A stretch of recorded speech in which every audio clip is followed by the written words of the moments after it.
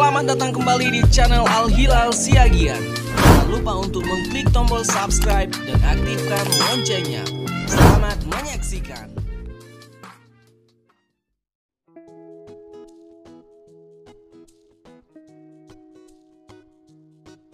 Di sini ada sejarah. Nah, ini tadi yang Bapak sampaikan di awal adalah tentang sejarah drama Yunani kuno. Beberapa pakar sejarah mengungkapkan bahwa pada zaman Mesir kuno, tahun 4000 sampai 1580 sebelum Masehi, juga sudah dikenal adanya drama, yaitu sebelum era Yunani kuno. Jadi sebelum sejarah yang pertama ya.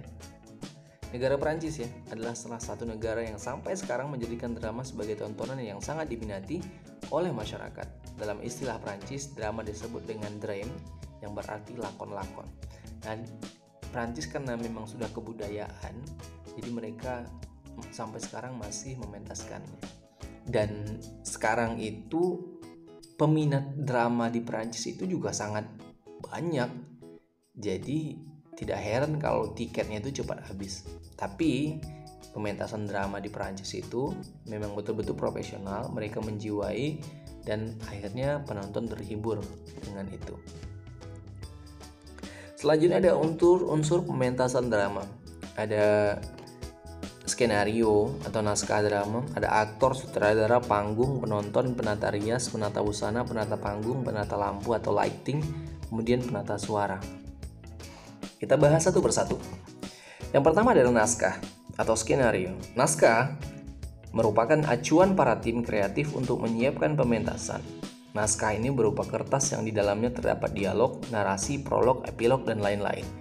Bagaimana seandainya naskah pidato ini berbentuk sekarang sudah bisa dibuka di tab, di handphone, di gawai, dan lain sebagainya? Tidak masalah, itu penamaannya saja di kertas. Namun karena sekarang zaman sudah canggih, ya tidak masalah kalau kita punya media-media untuk membaca naskah drama tersebut. Selanjutnya adalah aktor. Aktor ini pemain, baik laki-laki maupun perempuan. Jumlahnya disesuaikan dengan naskah drama. Aktor dipilih oleh sutradara melalui proses casting. Jadi di sini ada peran sutradara yang mengcasting para aktor ini. Jadi aktor ini di-casting berdasarkan karakter yang cocok untuk mereka perankan. Selanjutnya ada sutradara, adalah pemimpin pementasan drama. Tugasnya adalah menentukan lakon atau peran yang akan dipentaskan, memilih pemain, mengarahkan akting para pemain, mengarahkan tim kreatif lainnya dalam menentukan latar, kostum, dan sebagainya. Jadi titik kuncinya dalam sebuah pementasan drama itu hanya berfokus kepada sutradaranya. Jadi sutradara yang baik akan menghasilkan drama yang baik.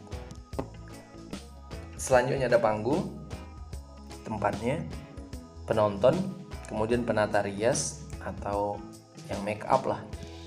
Selanjutnya ada penata busana untuk kostum dan penata panggung untuk tata panggungnya. Mereka menambahkan misalnya aksesoris seperti gunung-gunung, seperti gambar-gambar dan lain sebagainya. Ada lighting untuk lampu ya, itu kecahayaannya bagaimana, ada redup, terang dan lain sebagainya. Kemudian ada penata suara. Penata suara ini tim yang bertugas menyiapkan musik, misalnya diselingi dengan musik, kemudian efek suara, sesuaikan dengan latar suasana dan lain sebagainya. Ini pengetahuan umum atau tambahan dari drama. Drama seringkali tumpang tindih maknanya dengan istilah teater. Ya, seringkali kita melihat orang menyamakan teater dengan drama. Padahal teater dengan drama ini memiliki pengertian yang berbeda. Istilah teater merupakan istilah yang berasal dari bahasa Yunani, yaitu teatron, yang artinya tempat penyelenggaraan seni pertunjukan. Nah, teater itu sebenarnya adalah tempatnya. Tempat atau panggung pelaksanaan disebut dengan amphitheater, yaitu tempat pertunjukan yang berbentuk melingkar dengan area tempat duduk penonton setengah lingkaran dan panggung pementasan berada di tengah. Jadi, pada dasarnya teater ini adalah tempatnya. Teman-teman boleh menyaksikan gambar yang ini. Ini amphitheater.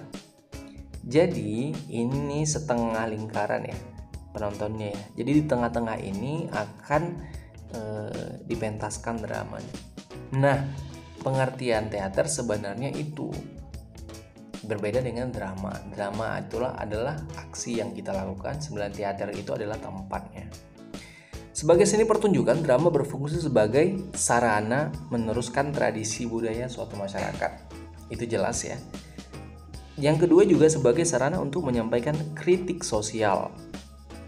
Bagaimana kita ingin mengkritik pemerintah misalnya, kita bisa menyampaikan melalui drama. Sama halnya dengan film, cerita, buku. Itu bisa mengkritik pemerintah atau kebijakan-kebijakan yang kita tidak suka dari cara kita menyampaikan sesuatu melalui media drama, buku, cerpen, dan lain sebagainya. Kemudian sebagai sarana menanamkan nilai-nilai kepada khalayak umum. Ya, yang penting ini nilai-nilai yang baik ya. Ini adalah salah satu tujuan dari drama. Kita harus menyampaikan sesuatu berdasarkan nilai-nilai yang baik kepada masyarakat. Yang keempat, sebagai sarana menghibur khalayak umum.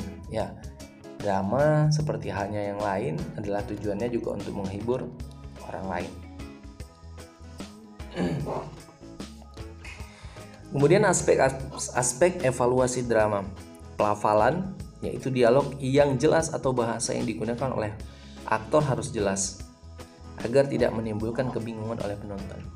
Jadi pengucapan kata aku itu harus jelas, jangan tidak jelas aku. Nah, seperti itu. Supaya orang yang mendengar juga paham, tidak salah pengertian, tidak salah dalam menontonnya, dalam mengartikan suatu pementasan drama. Yang kedua adalah intonasi. Intonasi tinggi rendahnya suara ketika melakukan dialog sesuai dengan perannya. Ketika marah harus tinggi, ketika dia sedang sedih harus pelan. Mimik atau ekspresi raut wajah ketika melakukan adegan sedih, senang, takut, dan lain sebagainya. Ketika sedih berarti wajahnya juga harus ikut sedih, seperti itu. Kinesik. Aspek kinesik menekankan kepada dialog yang berupa bisikan.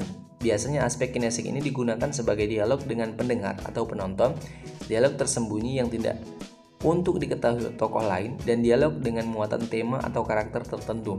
Pada naskah di atas, aspek kinesik dapat diterapkan pada ungkapan narator. Kadang bisa ungkapan narator, kadang juga bisa ungkapan dari pemain dramanya atau pemeran drama. Misalnya seorang pemeran drama, penonton, tahu nggak sih? Nah, seperti ini. Atau pemeran drama mengucapkan seperti ini. Ketika pemeran lain tidak ada, dia mengatakan, seandainya tadi aku tidak mengungkapkan hal yang sama dengan apa yang diungkapkannya. Padahal itu tidak bisa didengar oleh pemeran yang lain. Hanya dia saja dan penonton yang bisa mendengarnya. Itu disebut dengan kinesik. Kemudian yang terakhir ada penghayatan. Aspek penghayatan yang meliputi pendalaman karakter setiap tokoh. Nah, ini beberapa teknik yang harus diperhatikan dalam drama. Ada vokal, volume, artikulasi, dan tempo. Volume. Vokal yaitu meliputi volume keras lemahnya suara, intonasi itu naik turunnya, artikulasi itu kejelasan, kemudian tempo itu cepat dan lambatnya vokal dalam diucapkan. Ini teknik dalam bervokal atau menyampaikan dalam bersuara di dalam drama. Ada mimik, ekspresi, gestur, gerak tubuh. Teman-teman boleh membacanya. Terima kasih telah menonton video ini. Pertemuan selanjutnya, kita akan membahas materi tentang ciri kebahasaan teks drama. Jangan lupa untuk mengklik tombol subscribe dan aktifkan loncengnya. Wassalamualaikum warahmatullahi wabarakatuh. Selamat pagi.